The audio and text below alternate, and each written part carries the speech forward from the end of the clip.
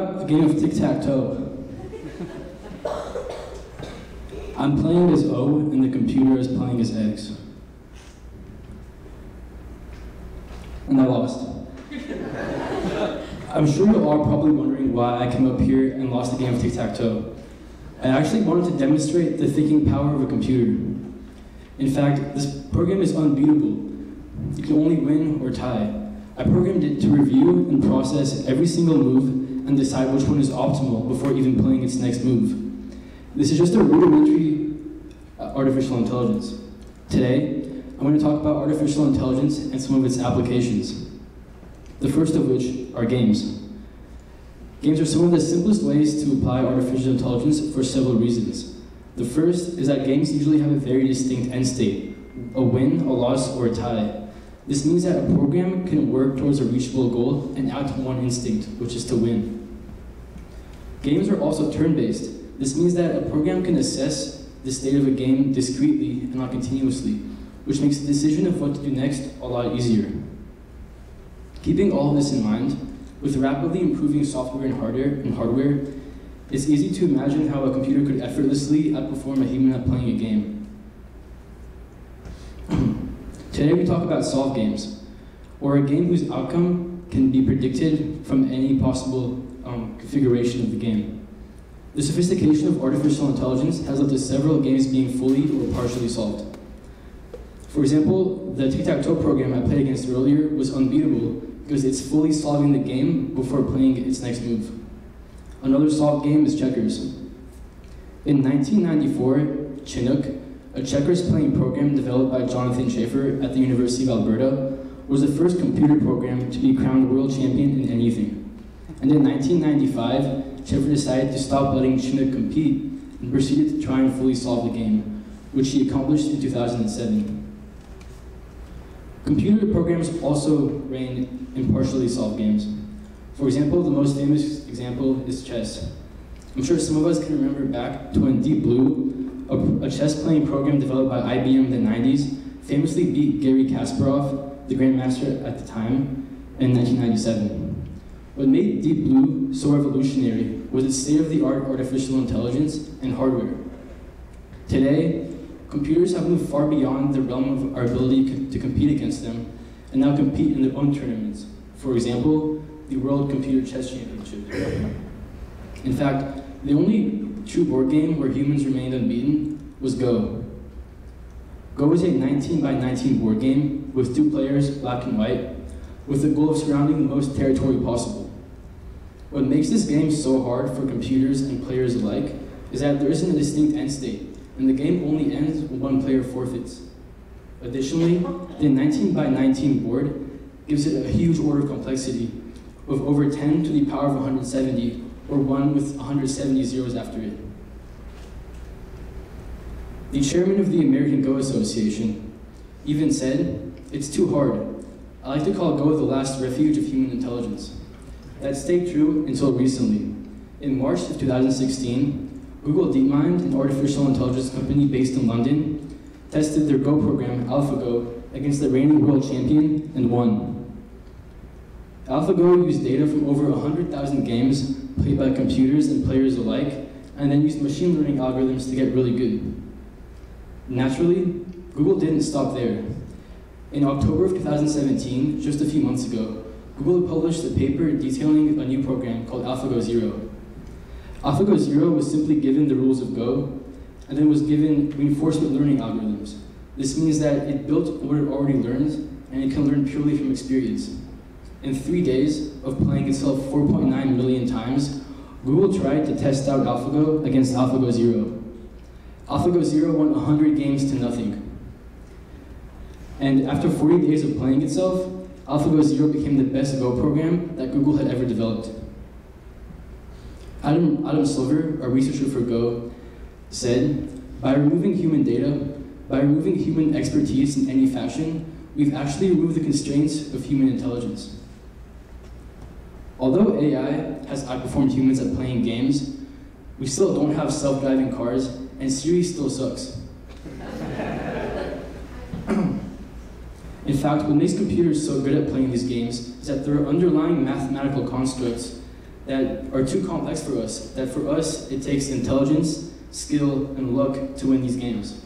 Computers, on the other hand, have access to vast amounts of memory and raw processing power. This makes these calculations a lot easier. We can look at the game of tic-tac-toe, for example. When the game starts, there are 9 possible places to place an X or an O, and then there are 8, and then there are 7, and then there are 6, and so on until there's 1 move left. If we wanted to calculate an upper bound on the total number of possible tic-tac-toe games, all we'd have to do is multiply 9 by 8 by 7 by 6, and so on, which is the same thing as finding 9 factorial, which is the 9 with an exclamation mark. This amounts to 362,880.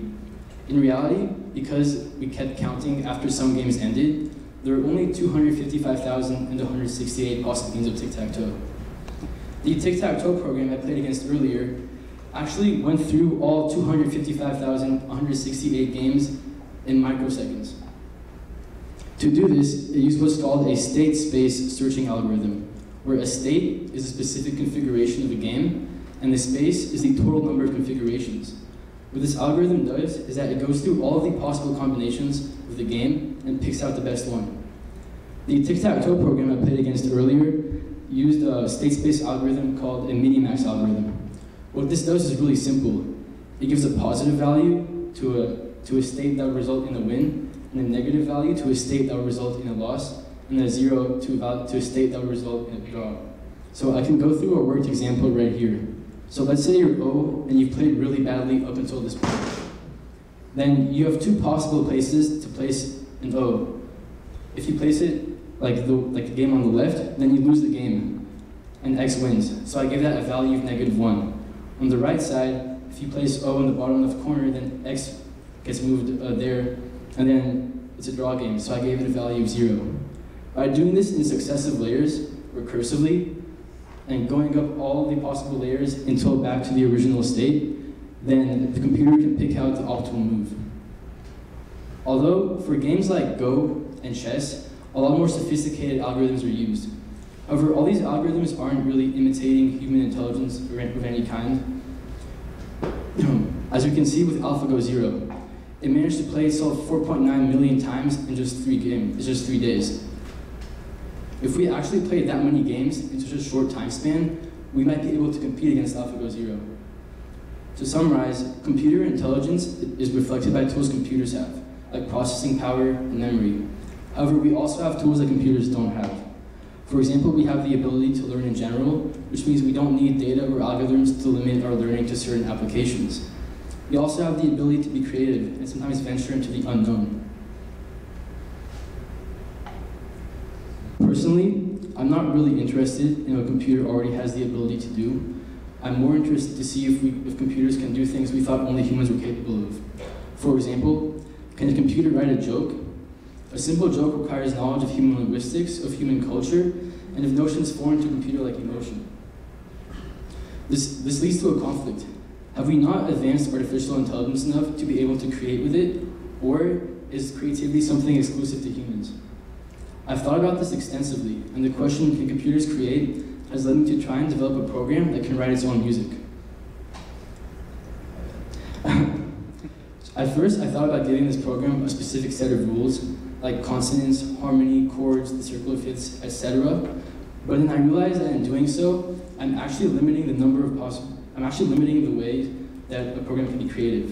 Instead, I wanted this program to intuitively understand why these musical phenomena occur, instead of trying to match the order of notes to fit these constraints. So I had to reevaluate my approach. Instead, I decided, imagine if I gave a baby an empty paper of sheet music and asked it to write me a song. Would it be able to? Obviously not. Creativity is the extension and application of things we've already learned. So I realized that in order for my program to create, it also has to learn. So I decided to use a similar approach to the one used by AlphaGo 0. This is done by training artificial neural networks. A neural network is sort of like a complex, abstract structure similar to neurons in the brain. And mathematically and computationally speaking, knowledge is carried over and dispersed and then analyzed in multiple layers within the neural network. Using more and more data, then the network can improve, build, and optimize itself to recognize music more efficiently. Using enough sheet music, I got to a point where I was comfortable letting the computer write its own song.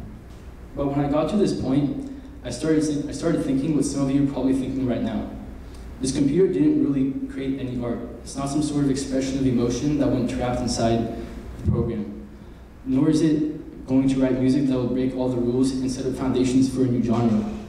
And this computer didn't really have any motivation. It simply did what I instructed it to do and regurgitated out information. However, this is as far as I've gotten.